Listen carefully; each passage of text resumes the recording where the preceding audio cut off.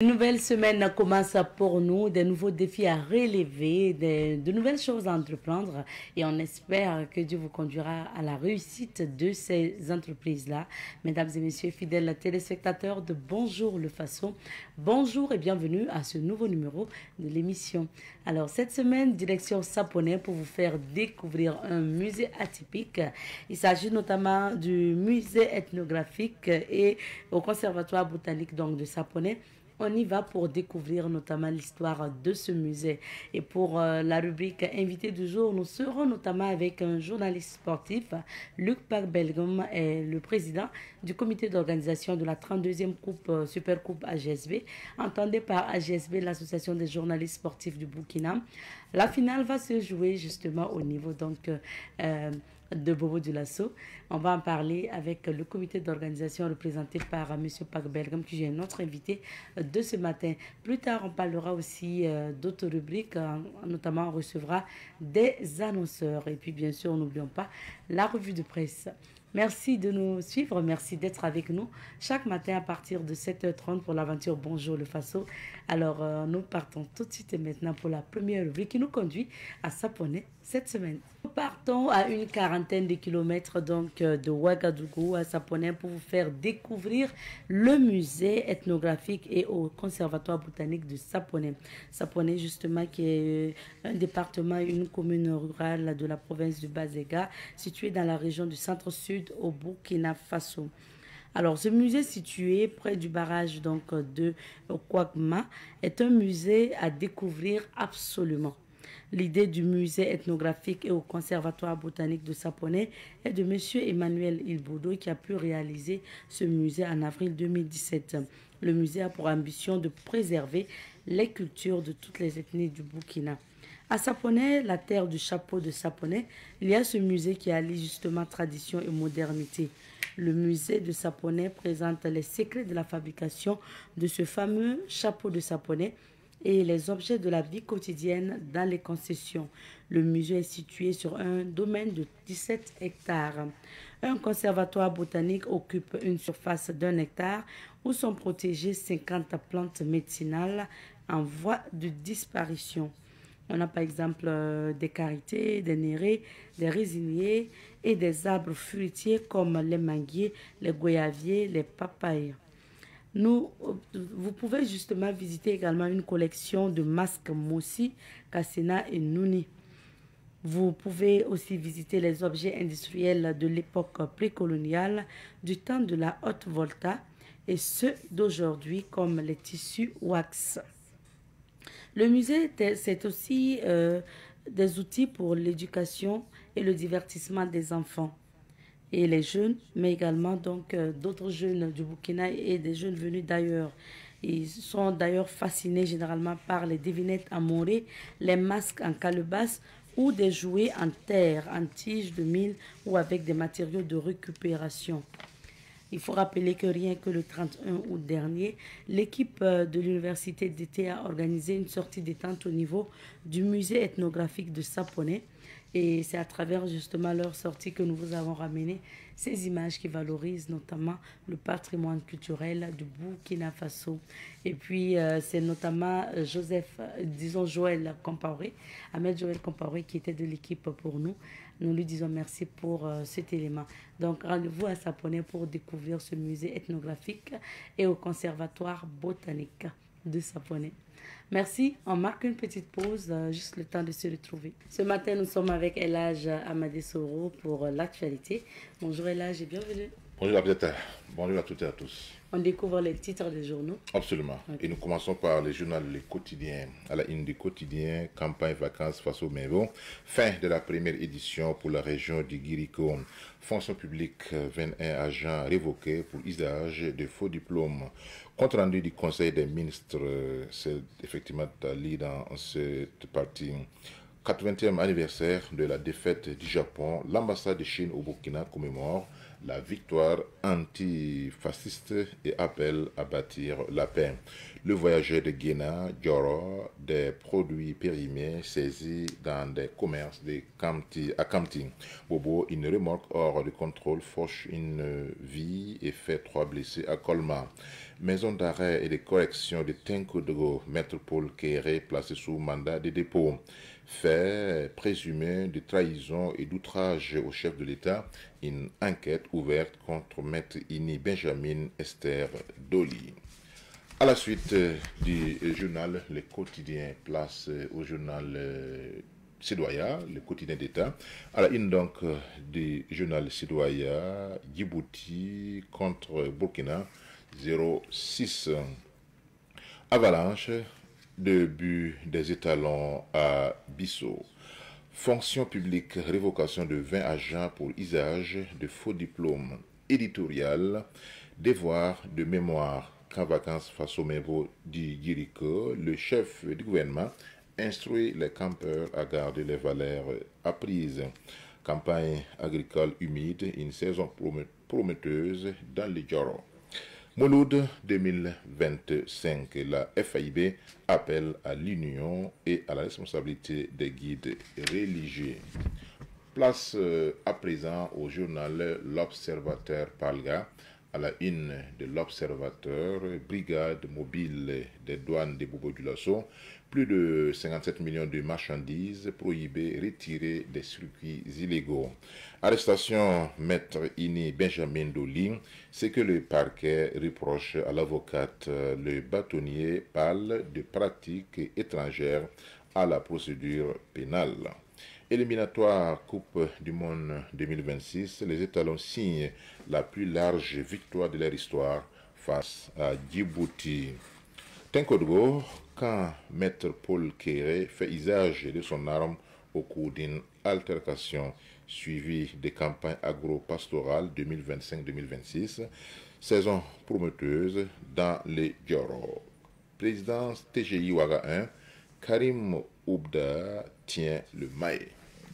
Nous poursuivons notre randonnée avec la presse burkinabé cette fois-ci, avec le journal Le Pays. À la une du pays, exportation interdite, la douane saisit plusieurs tonnes d'amandes de qualité à Ouissa et Léo.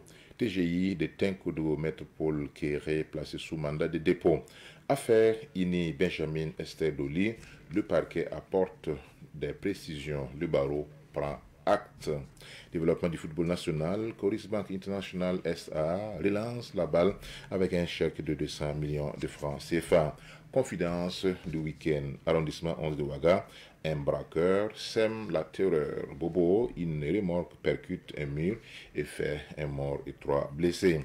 Conseil des ministres, 21 agents publics révoqués pour diplôme non authentique, fermeture de boutiques à la gare de l'Ouest, la mémoire en défense de la délégation spéciale de Ouaga. Nous terminons notre revue ce matin avec le journal Aujourd'hui au Faso. À la une d'Aujourd'hui au Faso, Conseil des ministres, obligation des DAT dépôt à terme, des structures publiques dans la banque de dépôt du Trésor BDT. Arrêt de prise en charge de la scolarité des enfants dans les missions diplomatiques. 21 agents publics radiés pour faux diplôme militaire à Uvira en RDC. Le général Olivier Gazita est-il un renégat? S'interroge le quotidien. Situation au barreau du Burkina. Altercation avec armes à feu à Zanon. Maître Paul Kéré déposé. Interpellation de Maître Doli Ini Benjamin Esther pour trahison et outrage au chef de l'État. Les avocats condamnent. Gouvernement Sonko 2 au Sénégal, une équipe de combat pour les PASTEF. News du jour, le président de la FBF sonne le corps pour Burkina contre Égypte. De bonnes récoltes dans les Djoro. Le général Doumbouya fait le ménage dans son corps d'origine. 7e journée éliminatoire Coupe du Monde, les étalons surclassent les requins du Nil 6-0. Filière cinéma, l'ABCA ou l'ABK veut redonner au Burkina ses lettres de noblesse. Merci bien, Elage, pour ces titres. On revient sur quelques sujets. Nous débutons par cette affaire de révocation des agents du public pour diplôme non conforme. Absolument. On va dire. Bon, il faut dire que c'est une affaire qui a défrayé la chronique, naturellement. puisque c'est vrai que par le passé, on avait vent qu'il y avait des pratiques malsaines qui s'opéraient au niveau donc du recrutement à la fonction publique et qu'il y avait même des actions qui avaient été intentées mais qui n'ont pas abouti. Euh, Parce que le problème dans certains rouages de la fonction publique, c'est que ce qu'on appelle les conseils de discipline n'étaient pas opérationnels jusqu'à ce que le président Ibrahim Traoré puisse mettre en place une structure qui est chargée de jeter un regard sur les dysfonctionnements dans les différents services publics. Vous vous souvenez, en 2015, lors de la première transition, il y a eu des fonctionnaires ou des agents indélicats qui avaient été épinglés, mais faute d'opérationnalisation des conseils de discipline, le ministre de la fonction publique de l'époque s'était même proposé de mettre en place effectivement de travailler à les donner une vie à ces conseils de discipline, et qu'on avait l'argument qui avait été brandi, c'est que les personnes qui étaient chargées donc d'implémenter ces décisions disciplinaires-là n'étaient pas formées. Et le ministre lui-même, qui est donc un universitaire, avait dit qu'il allait lui-même former ces agents. Et finalement, la transition est finie sans qu'on puisse condamner, enfin, sanctionner la personne. Donc, ce qu'il faut dire, c'est la volonté politique qui manquait par le passé. Et aujourd'hui, tout ce qu'on peut dire, c'est que cette volonté politique est là. Et il vous souviendra également, lors d'une rencontre que le président du FASO, le capitaine Ibrahim Traoré, a tenue avec le personnel de la présidence, il avait alors affirmé que le contrôle des diplômes allait commencer au niveau du personnel de la présidence. Ça veut dire que si l'exemple vient d'en haut, le reste du corps social peut suivre sans problème. C'est vraiment une situation regrettable parce que ces personnes, quand vous allez, bon, les noms ont été cités lors du compte rendu du Conseil des ministres, vous allez voir que c'est des personnes d'un certain âge. Imaginez des personnes qui ont fait 10 à 15 ans dans la fonction publique, qui ont même été décorées. Et dans le même décret, il y a une disposition de retrait des décorations qui avaient été effectivement données à ces personnes-là.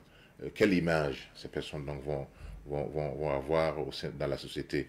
Mais ce qu'il faut voir, et ce n'est pas un cas isolé. Ça, sur le regret de le dire, ce n'est pas un cas isolé. Peut-être on n'a pas encore déniché voilà, les autres fautifs. Et ce n'est pas également dans la fonction publique, même au niveau du privé. Ce n'est pas tout à fait surprenant de voir des agents qui font des contrefaçons, qui utilisent des diplômes falsifiés pour avoir des emplois.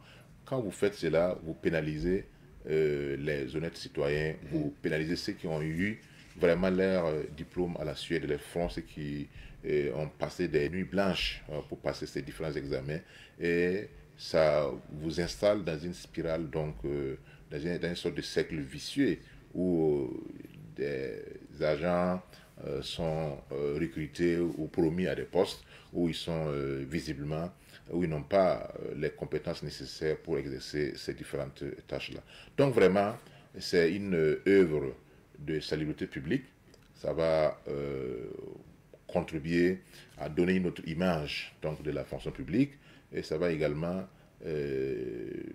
inciter, n'est-ce pas, les autres à décourager ceux qui sont tentés donc de perdurer dans cette entreprise-là, de mettre fin effectivement à ces pratiques malsaines qui n'honorent pas la fonction publique, qui n'honorent même pas les personnes. Mais il ne faut pas s'arrêter à ce niveau. Il ne faut pas seulement s'arrêter à la question de l'évocation. Il faut essayer de remonter, de voir toutes les personnes qui sont impliquées, et les circuits, puisqu'il y a un circuit, il ne faut pas se lever comme ça pour avoir son numéro de matricule. Non, il y a tout un circuit. Peut-être si on n'arrive pas à démanteler tous les circuits, je pense que le problème va demeurer. C'est un début, un bon début qu'il faut saluer et espérer que le processus va continuer pour le bonheur, effectivement, de la fonction publique burkinabé, pour le bonheur de tous les Burkina Faso. Vous savez, en 2017, il y a un monsieur qui avait été épinglé. Il avait dans son bureau toutes sortes de cachets, toutes sortes de formulaires qui lui permettaient même d'aider des non-bacheliers à s'inscrire dans les universités, etc. C'est une pratique vraiment très ancienne. Je pense que ce que le gouvernement donc, a fait est un bon début et que ça va continuer, car il nous faut des agents publics vertueux qui contribuent effectivement à bâtir un Burkina Faso vertueux, intègre et résolument tourné vers le progrès. Bien sûr, merci bien. Deuxième sujet, on se rappelle d'un fait aussi historique, la victoire de la Chine lors de la Deuxième Guerre mondiale.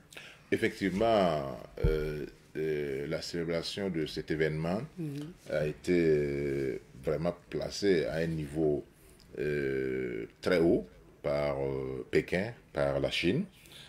C'était également une occasion pour la Chine de montrer sa supériorité en termes donc d'équipement militaire, en termes de savoir-faire militaire, en termes également de technologie, parce qu'il y a des nouveaux drones, excusez-moi, des nouveaux drones qui ont été fabriqués par la Chine. Il y a même des armes nucléaires nouvelles, et des armes qui n'ont jamais été rendues publiques et qui l'ont été à l'occasion donc de ce défilé marquant le 80e anniversaire de la victoire de la Chine contre le Japon lors de la Deuxième Guerre mondiale. C'est un conflit meurtrier. Il y a eu plus de 35 millions de morts au niveau de la Chine. Et il faut également souligner que la Chine ne s'est pas battue tout seul contre ce qu'on appelle les pays de l'Axe. C'était principalement le Japon, il y avait aussi l'Allemagne, mais principalement le Japon. Vous savez que la Chine a été colonisée par beaucoup de pays, notamment par des pays européens où chacun venait prendre un morceau. Il y avait la France, il y avait même les Pays-Bas, la Grande-Bretagne, le Portugal, etc. Chacun venait prendre un morceau. Mais c'est le Japon qui a vraiment été ce pays qui a, en tout cas, soumis la Chine à une férule humiliante, comme on dit chez nous. Et pour les Chinois, c'est une période triste, c'est une période, on appelle ça un siècle d'humiliation, qui a vraiment contribué à dénaturer un peu, à faire perdre cette fierté que les Chinois avaient, de même avec leur pays. Mais ça a été également un mal nécessaire pour ce pays de pouvoir revenir à la surface du monde en consacrant toute son énergie, tout son savoir-faire dans le domaine de la science, dans le domaine de la technologie. Et aujourd'hui, en termes de comparaison, il n'y a pas de comparaison possible entre la Chine et le Japon, par exemple. Aujourd'hui, la Chine, c'est la deuxième, pour ne pas dire la première économie du monde. C'est la troisième armée du monde après les États-Unis et la Russie. Et c'est un pays qui est appelé un jour à remplacer la superpuissance américaine. Les gens parlent de 2035 ou 2050. Ce qui est sûr, la Chine est dans une position ascendante. Aujourd'hui, donc, c'est avec fierté que le président chinois Xi Jinping donc, fait étalage de la prouesse, n'est-ce pas, des prouesses, des exploits donc de l'empire du milieu, c'est-à-dire la Chine. L'autre enseignement qu'on peut également tirer, c'est au niveau des relations internationales. On a vu par exemple que pendant la Deuxième Guerre mondiale, la Chine était alliée aux États-Unis, à la Grande-Bretagne, à la France, à la Russie. Et aujourd'hui, on se rend compte que le bloc occidental s'est détaché de la Chine. C'est pourquoi, lors du défilé, lors de la parade militaire, vous avez vu seulement que c'était le président russe Vladimir Poutine et le président nord-coréen Kim Jong-un qui étaient là. Et il n'y avait aucun président occidental. Il y avait beaucoup d'autres dirigeants du monde. Il y avait au total plus d'une vingtaine de chefs d'État et de gouvernement. Mais il n'y avait aucun président européen, il n'y avait aucun président occidental, je vais dire. C'est parce que ils ont carrément changé de logiciel, ils ont carrément changé d'alliance. Tandis que la Russie est restée fidèle. La Russie était l'allié de la Chine pendant la Deuxième Guerre mondiale, elle est restée l'alliée de la Chine. Voyez-vous? Donc ça nous donne une certaine idée sur le respect des valeurs d'amitié, des valeurs donc d'alliance. Et aujourd'hui, donc, comme vous le savez très bien, nous sommes dans un monde de basculement géopolitique et de basculement géostratégique, où il y a un bloc occidental qu'on appelle l'Occident collectif et un deuxième bloc qu'on appelle le Sud global. Le Sud global qui est en réalité dirigé par la Chine, par la Russie, par d'autres nations qui ne se reconnaissent pas effectivement dans le deux poids deux mesures adopté par l'Occident, donc dans l'indignation sélective, voilà, les droits de l'homme à géométrie variable. Ce sont des doubles standards, ce sont ces doubles standards-là qui ont progressivement contribué à laminer les droits internationaux. Dans certaines régions du monde, on voit l'Occident monter sur ses grands chevaux pour dénoncer le manque de liberté, pour dénoncer l'abus des droits humains. Et dans d'autres régions, on voit qu'il ne dit rien. Par exemple, si on prend deux situations, il y a par exemple la situation en Ukraine où presque tous les pays occidentaux dénoncent ce qu'ils appellent l'invasion russe. Mais ce qui se passe à Gaza, par exemple en Palestine, il n'y a aucun pays effectivement pour taper du poing sur la table pour dire assez de massacres, assez donc d'actes d'humiliation du peuple palestinien. Donc, ce sont ces doubles standards-là qui ont, comme je l'ai dit, contribué à laminer les droits internationaux, contribué effectivement à faire en sorte qu'aujourd'hui, les pays donc, du Sud ne veulent plus être traînés dans la boue, ne veulent plus accepter, n'est-ce pas, les dictats de l'Occident. Et c'est donc l'occasion aussi de dire que les trois pays de l'AES ont compris cela en se mettant ensemble et en essayant donc de diversifier leurs partenariats, leurs relations, parce que c'est dans cette diversification que l'AES donc peut se considérer comme une véritable force géopolitique, comme un acteur clé de la géopolitique internationale. Merci bien, Elage, pour ces analyses. Merci bien. Et nous allons sillonner quelques villes d'affaires pour découvrir les couleurs du temps. Nous recevons ce matin M. Luc Pagbelgum. Il est journaliste et président du comité d'organisation de la Super Coupe AGSB, entendue par l'Association des journalistes sportifs du Burkina. Bonjour à vous, M. Pagbelgum. Bonjour, madame, et bonjour, amis téléspectateurs. Bienvenue sur notre plateau. Merci bien. Comme je le disais, on parle sport aujourd'hui, mais avant de parler de la Super Coupe AGSB, c'est la 32e édition. Il faut le rappeler, parlons maintenant déjà des étalons, parce que déjà demain, les étalons vont jouer leur match contre l'Égypte, mais la différence ou la nouveauté, c'est que ça sera à domicile au stade donc, du 4 août, le nouveau stade aussi dans le stade rénové. Un mot déjà sur cette rencontre. Il faut dire déjà que ça a été une très belle victoire vendredi. La plus large victoire des étalons d'ailleurs depuis qu'ils sont là. 6-0, on n'avait jamais vu ça auparavant. Et les étalons qui ont été solides à ce match-là, qui n'ont pas encaissé un but et qui ont montré en tout cas un beau visage, un beau football. Et c'est ce match-là qui va remplir le stade du 4 août. Ça ne pouvait pas mieux tomber. Donc c'est la victoire passée. C'est cette victoire contre Djibouti qui va faire le plein du 4 août à mon avis. Parce que le stade du 4 août a été inauguré le 4 août. Et tout le monde rêvait quand même que les étalons foulent cette pelouse-là. Et l'inaugurent avec une victoire. Mais bien, il y a un morceau de taille qui les attend, c'est les Pharaons d'Égypte, une équipe que les étalons n'ont pas encore pu battre. Il s'agit maintenant de vaincre le signe indien. Les Pharaons qui sont premiers de cette poule-là, les étalons doivent batailler dur quand même pour obtenir le gain du match et rester collés pour être deuxième, pourquoi pas, et puis accrocher une place pour les barrages. Donc, ce match 6-0 a déjà mobilisé le public. Et le public qui avait soif de son équipe à domicile, parce que ça fait plusieurs années. Et voir son équipe jouer à domicile, mais je ne peux pas vous le décrire, c'est toute la fibre patriotique qui est en branle. Et vous voyez, c'est l'un des rares moments où tous les Burkinabés sont ensemble et chantent le Ditanier à l'unisson et à 0 francs, hein, zéro dépense pour cela. Et tout le monde est au stade ce jour pour pousser l'équipe nationale à la victoire. Et c'est déjà demain. Et il faut dire que je me dis qu'ils connaissent l'enjeu.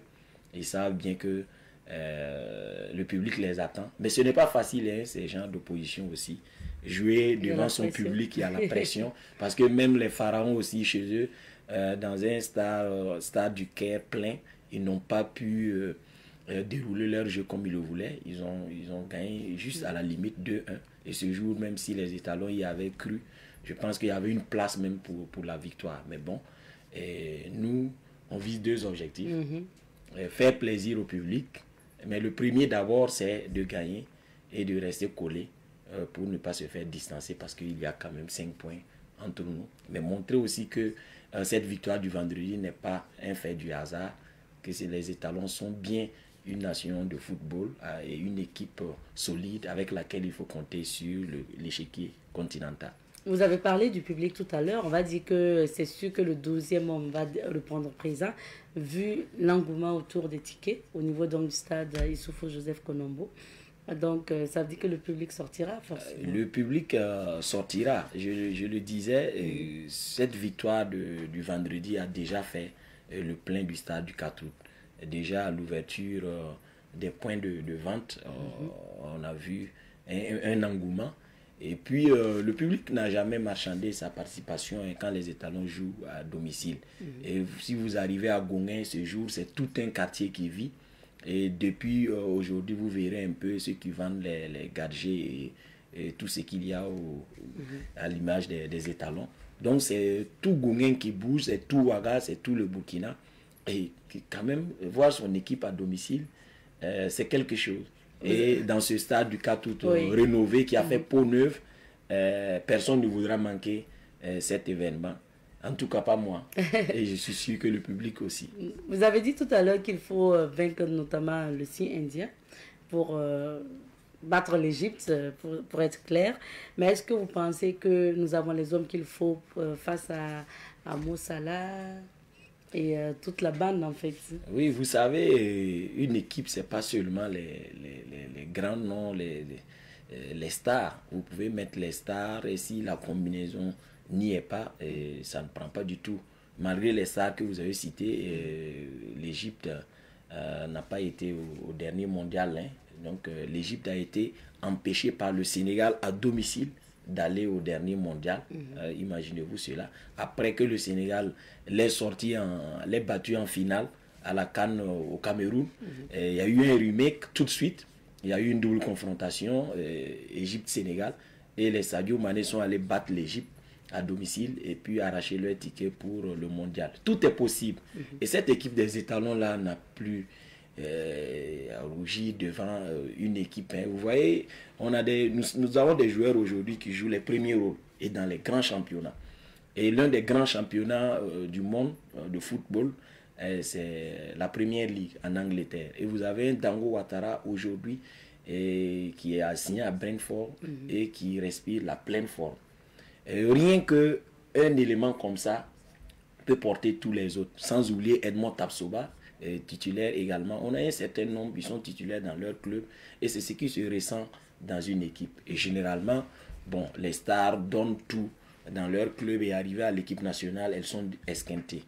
Et cette équipe, bon, moi je me dis des fois, avec des étalons, vous voyez, si vous prenez le 11, vous enlevez peut-être 6 ou 7 qui sont titulaires, le reste, c'est des bouts de match. Donc, leur tremplin maintenant, c'est l'équipe nationale.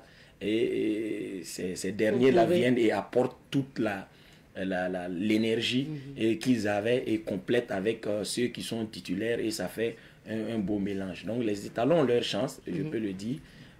Bon, on n'a jamais battu les pharaons, mais il y a toujours un début et le 4 août aussi est ce qu'il est. On se souvient que ça n'a pas été un bon souvenir hein. Contre l'Égypte, c'était à Bobo Dioulasso en 1998. Il s'agit de prouver que ça a été une erreur Et que on peut tirer notre épingle du jeu. En tout cas, nous avons toutes les chances. Et si le coach, il a les hommes qu'il faut, il s'agit maintenant de trouver le 11 type, la bonne équipe pour tutoyer cette équipe des Pharaons. Est-ce que une qualification historique à la Coupe du Monde est encore possible pour les Étalons? Oui, c'est encore possible, même si ça va être difficile, mais c'est encore possible. Impossible n'est pas burkinabé. On le dit généralement d'après les supporters, découragement n'est pas burkinabé. Et vous voyez, c'est les premiers de poule. Jusque-là, c'est le Maroc, le premier pays africain qualifié pour le mondial. Et en Europe, ils n'ont commencé que le week-end écoulé tout de suite. Alors, au niveau de l'Afrique, ce sont les premiers de chaque poule qui passent. Mais à défaut d'être premier, il faut bien accrocher une deuxième place. C'est-à-dire, tu peux être deuxième et ne pas pouvoir être qualifié pour les barrages. Il faut être deuxième avec de bons points. Actuellement, nous avons 14 points. Et il nous reste, il faut dire 3 matchs. Donc, si nous jouons contre l'Égypte, après, il va nous rester 2 matchs. Donc, je me dis que si nous arrivons à glaner le maximum de points, c'est encore possible pour accrocher les matchs de barrage. Parce que 5 points, on a laissé quand même filer quelques points contre l'Égypte, mais on a laissé des plumes au Caire, et contre la Sierra Leone où on se fait rejoindre au score. Donc je me dis que 5 points pour une équipe comme l'Égypte, avoir cette avance là et se faire rattraper, c'est pas impossible, mais vraiment au vu du nombre de matchs qui restent là, ça va être difficile. Mais il faut y croire, parce qu'en foot tout est possible. Et moi je suis optimiste de nature, moi j'y crois toujours, même si j'ai 0,1% de chance, moi j'y crois. Donc tout est possible. Bonne chance. On pourrait accrocher et avoir cette première qualification. Donc on dira bonne chance aux Étalons pour demain. Merci bien. Alors, on revient sur justement la Super Coupe AGSB. C'est la 32e édition. Et cette année, vous êtes le président du comité d'organisation, M. Pak Belgem. Déjà, expliquez-nous, c'est quoi en fait l'idée de la Super Coupe AGSB, l'Association des journalistes sportifs du Burkina. Vous voyez, l'Association des journalistes sportifs du Burkina a été créée depuis 1989. Et l'idée, c'est de mettre ensemble les journalistes sportifs et qu'ensemble on regarde dans une même direction et défendre les intérêts de nos membres. Quand il dit défendre, c'est pas un mouvement syndical ou quelque chose du genre. C'est juste une association où les membres se retrouvent et on prône la bonne pratique du journalisme sportif. À l'époque, il n'y en avait pas beaucoup, comme aujourd'hui. De nos jours, il y a beaucoup de membres au niveau de l'AJSB et nos devanciers en tout cas ont abattu un travail formidable pour qu'on ait une AJSB rayonnante et une AJSB viable, une structure qui tient régulièrement ses instances et qui mène régulièrement ses activités. Donc au-delà, vous voyez, dans certains pays, il y a des matchs qui ouvrent, qui lancent les saisons. Et généralement, chaque pays a sa coupe nationale, donc organisée par l'État. Au Burkina, c'est la présidente du Faso qui organise la Coupe du Faso. Et il y a le championnat qui est organisé par les fédérations de football. Et l'idée, c'est d'opposer les vainqueurs de ces deux compétitions, ces deux grandes compétitions. Donc ailleurs, par exemple en Espagne, la Ligue a trouvé la formule aujourd'hui et elle monnaie même cette compétition. Des fois, elle va en Arabie Saoudite. La dernière fois que les Espagnols se sont envolés pour l'Arabie Saoudite, c'était un certain Real Barcelone et le Real est allé prendre l'eau en terre saoudienne. En tout cas, ce jour-là, je ne pense pas qu'il y avait des gens qui ont contesté cette éclatante victoire du FC Barcelone. Pour revenir au Burkina, et le vainqueur de la Coupe du Faso est opposé au champion en titre. Et ce match-là est appelée Super Coupe AJSB. C'est la JSB qui a eu cette idée-là. Et la première fois que la JSB a opposé ces deux équipes, c'était en 1993. Ah oui. Oui, en 1993, c'était la SFB qui a joué contre l'Étoile filante de Ouagadougou. Donc, depuis que la JSB a eu cette idée, chaque année, elle innove. Elle innove, elle maintient et elle innove. Et c'est en partenariat avec, bien sûr, la Fédération burkinabé de football et la présidente du FASO et toutes les instances et les autorités sportives de ce pays. Et selon les textes de la JSB, selon notre règlement, il arrive qu'une équipe fasse le doublé. Il arrive qu'une équipe soit flamboyante toute la saison. L'Asfa Yenega l'a fait à plusieurs reprises. Donc, je dis Asfa Yenega parce que c'est une belle équipe du Burkina en jaune et vert. Donc, si une équipe est championne et en même temps remporte la Coupe du Faso, nos règlements disent que l'équipe là est opposée au deuxième du championnat. Okay. Et c'est le cas cette année. Raïmo, l'équipe du centre de Noara, de notre partenaire Raïm, a fait le doublé, a été champion et a remporté la Coupe du Faso.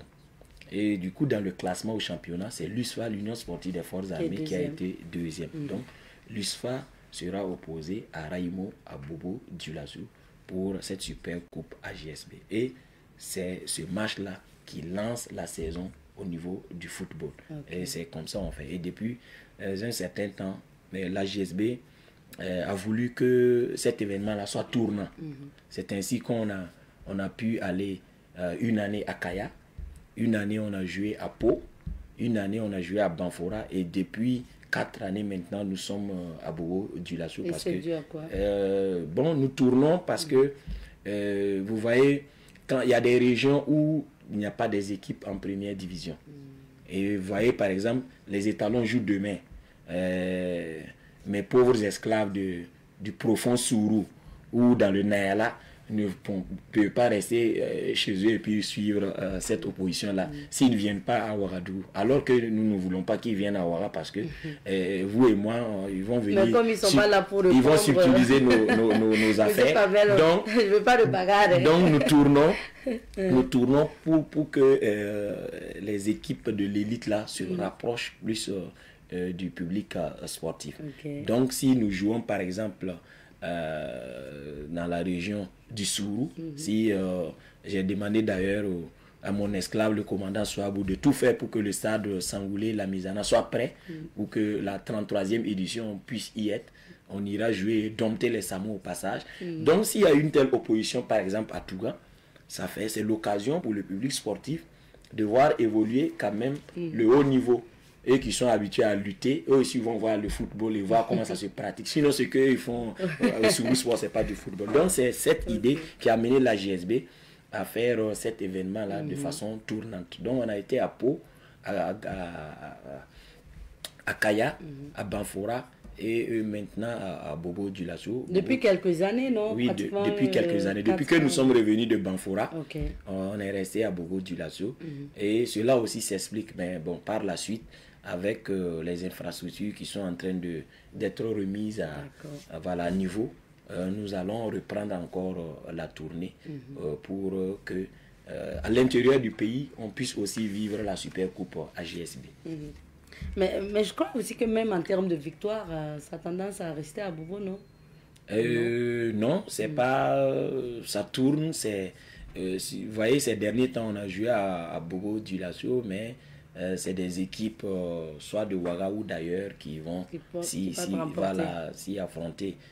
Les 2 dernières éditions, ça a été l'AS Douane contre l'Étoile filante de Ouagadougou. L'Étoile filante de Ouagadougou qui aime bien la Coupe du Faso, donc qui a joué contre l'AS Douane. L'AS Douane qui a aligné 3 victoires aussi et qui a gardé le trophée au passage. Donc, mais pour cette année, par le hasard du calendrier, c'est une équipe de Bobo Dioulasso, donc Raïmo, qui sera opposée à l'USFA. L'USFA qui est à domicile partout. Parce que c'est l'Union Sportive des Forces Armées. Et les Forces Armées sont partout au Burkina. Même si elles jouent à Falangoutou, elles sont à domicile. Si elles jouent à Barani à domicile, Dédougou à domicile, partout elles sont à domicile. Donc C'est un beau duel. C'est comme un derby, un mini derby. L'USFA va vouloir montrer que bon, sa place de deuxième, ça a été une erreur. Voilà. Donc, une faute de frappe, si on peut le dire. Donc, et Raimo voudra confirmer. Et pour la petite histoire, la dernière fois où l'USFA jouait la Super Coupe à GSB, Raimo n'était même pas encore né. C'était en 2010. Et la première fois que l'USFA a joué la Super Coupe à GSB, c'était en 1998. Et la dernière fois, justement, c'était en 2010. Et l'USFA l'a remporté, je pense, 3 fois, si ma mémoire est bonne. Et Raimo a joué pour la première fois en 2019 et la dernière fois en 2020. Et Raimo, la troisième fois. Voilà, la troisième fois, ça sera pour ce dimanche 14 au stade Obi de Bobo du Lasso, sous le coup de 15 heures. Et Raimo a une victoire aussi à ce niveau. Donc ça est un duel, c'est un match qui promet en tout cas. Maintenant, est-ce qu'il y a d'autres programmes qui se greffent autour justement donc, de ce match? Oui, tout à fait. La Super Coupe AGSB, c'est football d'abord. Okay. Mais la GSB a pensé à innover en instituant le village de la Super Coupe AGSB. C'est un cadre où acteurs culturels et acteurs sportifs se retrouvent pour communier. Et puis, dites-vous que les journalistes sportifs étant dans les rédactions tous les jours, dans les studios, ils n'ont pas forcément le temps. Et des fois aussi, le public a envie de communier ou de voir, madame, vous, si vous êtes de passage, mais vous aurez aussi votre public là-bas. Ah, tiens, c'est elle qui présente tous les jours, ravi de vous voir. Ça aussi, c'est un des objectifs. Donc, le public sportif, le monde sportif sera là, les journalistes sportifs seront là aussi, les acteurs culturels seront là. Et on se retrouve au cours de quelques soirées d'animation artistique, culturelle, avec des dégustations de mets pour joindre l'utile à l'agréable. Donc, il y aura le village de la Super Coupe. C'était une innovation à la 31e édition. Et nous allons continuer avec cette idée-là. Ce village-là s'ouvre le 12 septembre au niveau de l'esplanade de la mairie. Donc, le vendredi 12 septembre, sous le coup de 16 h, il y aura l'ouverture officielle. Et ce sera des prestations justement de troupes traditionnelles et les dames, les belles dames de Bobo qui sont toujours en brillant. Ça, c'est pour faire un clin d'œil à Djulasoba. Donc, ça sera culturel et pour cette ouverture, cérémonie d'ouverture à 16 h. Et après, on se retrouve pour les prestations artistiques. Il y a une belle brochette d'artistes. Donc, nous lançons le 12 et la clôture, c'est le 14 avec la finale de la Super Coupe. Juste après la finale de la Super Coupe, on se retrouve encore sur le village pour mieux faire la fête. Donc, dans le programme, il y a pas mal d'activités au menu. Les membres vont arriver le 13 et après avoir suivi un bon circuit touristique. Oui. Voilà, il me semble qu'il y a eu même justement des années où Ruben, notre sportif maison, nous a ramené des sites touristiques comme ça. Oui. Donc, ça est au programme. Oui, ça est au programme. Le programme, cette année, il est bien alléchant.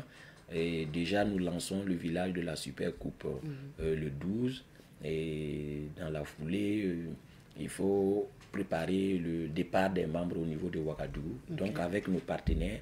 Et, le Burkina, le tourisme interne, quand même, il n'est pas mal. Parfois, si on a le temps, c'est intéressant de découvrir son propre pays. Dans des pays comme la Chine, vous voyez que c'est le tourisme interne est plus développé que d'autres. Eux-mêmes, ils aiment leur pays avant même que d'autres ne viennent le visiter. Ici aussi, il y a pas mal de sites. J'ai échangé une fois avec un jeune de Bobo. Il me dit lui-même, il a plus de la vingtaine, mais il ne connaît même pas Banfora. Alors qu'il y a des merveilles, par exemple, dans les cascades, il y a les pics de Sendou et tout. Donc, pour le départ des membres le 13, il y a d'abord le Bazoulé, le site de Bazoulé qu'on va visiter. Okay. Il y a les crocodiles avec tout ce qu'il y a comme culture autour. Et il y aura une visite à la mare aux crocodiles de Bazoulé. Ensuite, évidemment, en allant à Bobo, on ne saute pas Boromo. Il y aura une escale santé à Boromo. Et à l'entrée de Bobo du Lasso, si vous voyez à droite, il y a un village perché sur la colline là-bas qui s'appelle Koro, le village de cher ami Yacine Sanou. Okay. Donc c'est un lieu touristique aussi.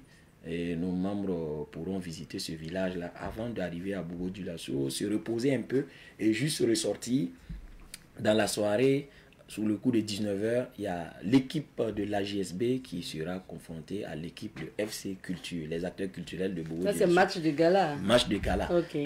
L'année passée, il y a eu ce match-là, mais juste en 10 minutes, on n'a pas pu infliger la correction qu'il fallait aux acteurs culturels de Bobo-Dioulasso. Mais cette année, on a tout le temps. On va jouer en nocturne à 19h. L'équipe de l'AJSB joue contre FC Culture et ensuite, tout ce beau monde se déporte sur le village de la Super Coupe, où les acteurs culturels vont se débarrasser de leur maillot et tout pour prendre maintenant les micros, ce qu'ils savent bien faire. Et ce sera la fête au niveau du village de la Super Coupe. Et le 14 matin, nous avons un reboisement. Voilà, on joint chaque fois des actes citoyens à la Super Coupe. Il y aura un reboisement sur le terrain cette année de l'ASFB. Nous avons fait le reboisement sur le terrain du RCB. À l'édition passée, les plantes là se présentent très bien. L'idée, c'est de bien entretenir ces plantes. Il ne suffit pas de planter en quantité, mais il faut prendre soin du peu qu'on a pu mettre en terre. Donc, sur le site de l'ASFB, il y aura le reboisement. Et ensuite, on va pour le don de sang. Voilà, au niveau du village de la Super Coupe. Il y aura des stands pour nos partenaires et pour tous ceux qui veulent pour la restauration et juste pour se rafraîchir aussi. Donc, il y a des stands, restaurants, maquis et stands partenaires. Donc, un de nos partenaires sera sur place pour le don de sang. On va faire ça. Et ensuite, on fait un tour à Faso Mebo pour montrer que les journalistes sportifs aussi sont de ce pays-là et suivent aussi tout ce qui se passe et font partie des fils de ce pays. Nous allons mettre la main à la pâte à Faso Mebo.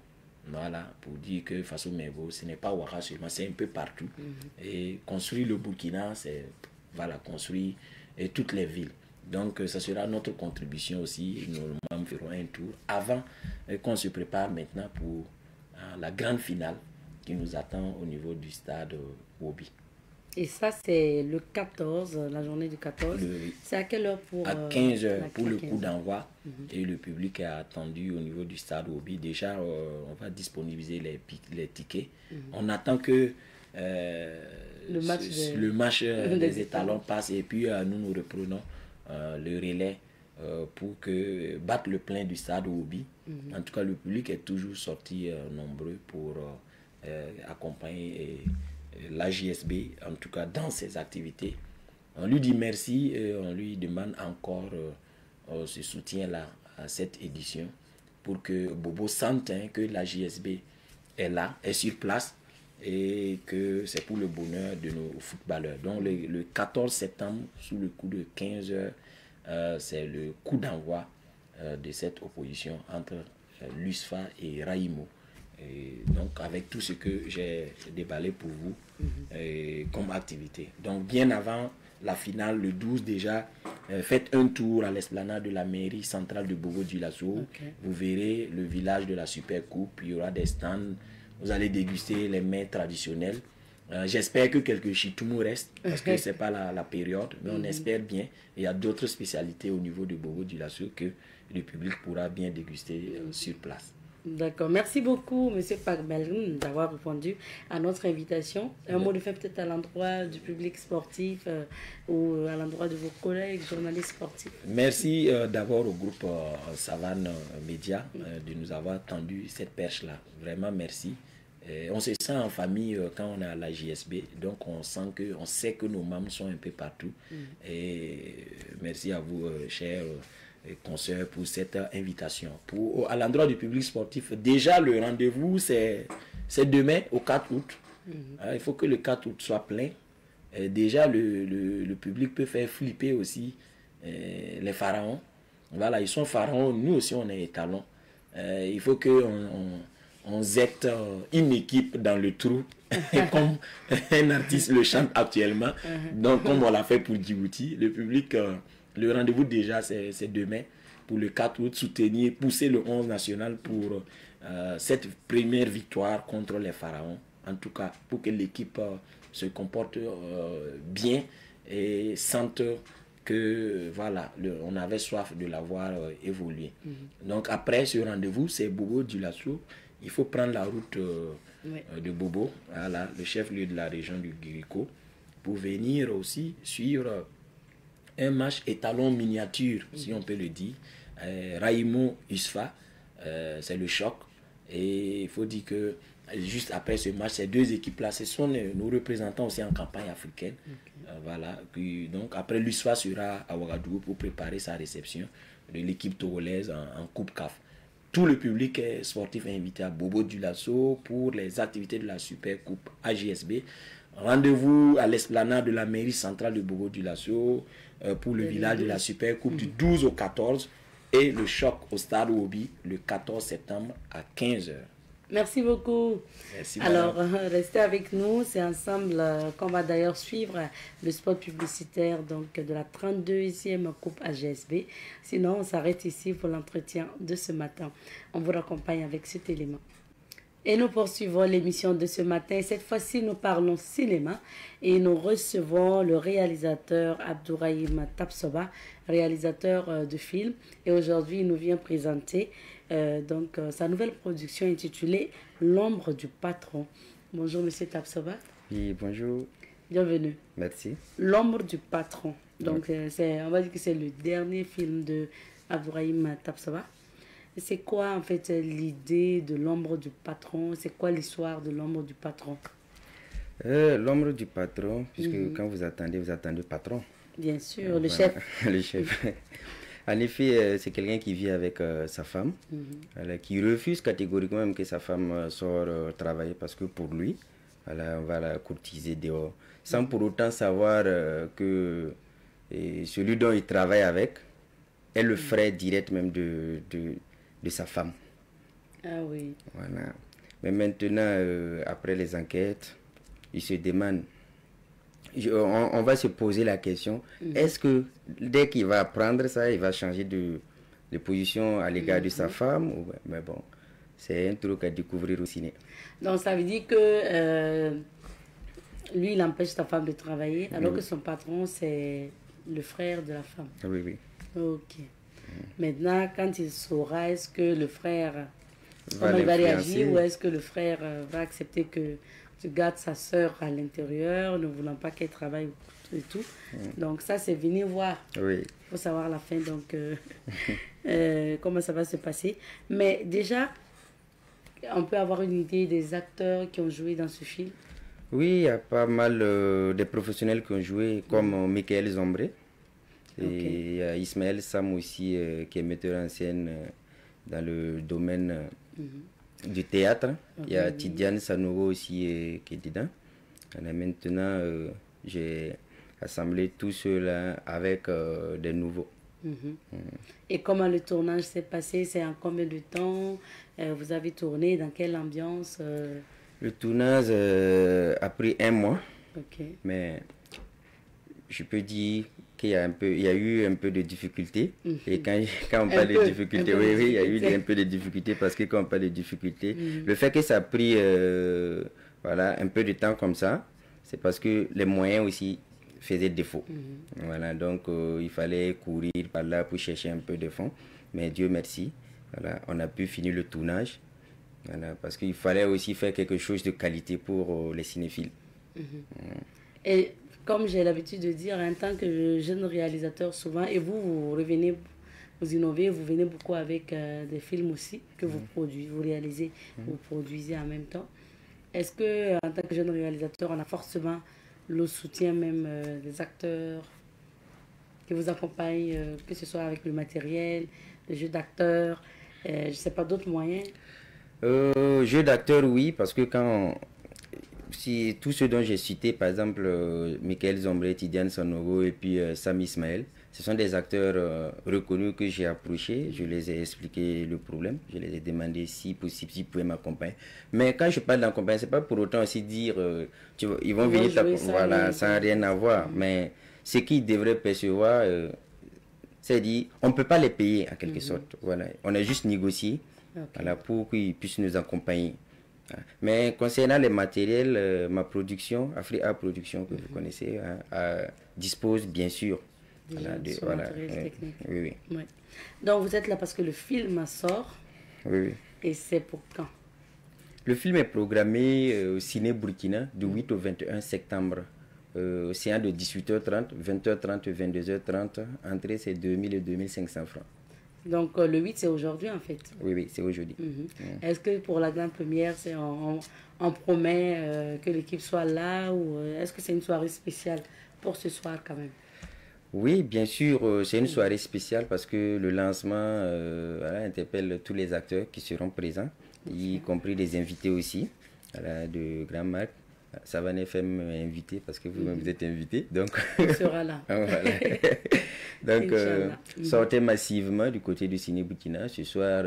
Pas simplement ce soir, c'est jusqu'au 21 septembre. Ah oui, le film reste en salle jusqu'au 21 septembre. Jusqu'au 21 septembre parce que c'est un film vraiment de qualité à vous couper le souffle.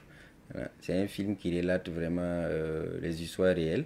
Parce qu'un homme qui refuse catégoriquement que son père et sa femme soient au travail, on voit ça quotidiennement. Hein.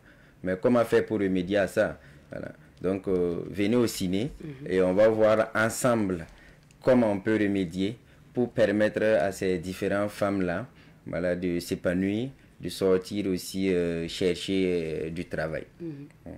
D'accord, merci bien Abdourahim. Donc on va suivre le spot publicitaire du film pour avoir une idée de ce qui se passe. Et puis voilà, rendez-vous à partir de ce soir au Ciné Burkina, vous avez dit, jusqu'au 21 septembre pour notamment suivre L'ombre du patron. Merci. On suit le spot publicitaire de ce film. Et de retour sur ce plateau, juste le temps de se dire au revoir. Merci à vous de nous avoir suivis. On vous souhaite une excellente semaine. Prenez soin de vous. Allez, tschüss.